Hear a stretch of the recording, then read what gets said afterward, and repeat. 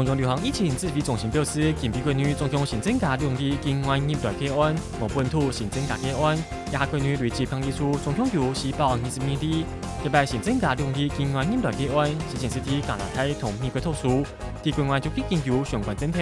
市民经过机场采检同步确诊。国军对某感吹标出全市感染事件，也确诊人数已经有24人。指挥中心表示，经过采检，也发现上感峰有30人染出平头空体，中年妇可能已经进入第二层的感染。指挥官陈时中强调，也正重要的有2件事情：第一个是了解黑队内设备到的；第二是做好疫情调查。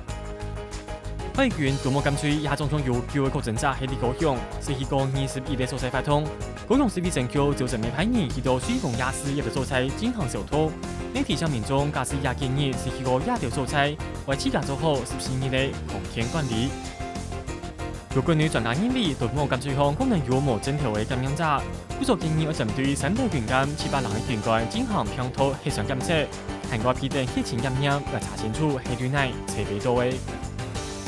全世界疫情仲裁期美国也累计病例数已经超过为75,300人，有4,003人死亡，也是年就有1,300人死亡。那么英国的疫情未无卡关，中央体下总地出现命令，韩国有好到皮肤上口，都无明确的时间。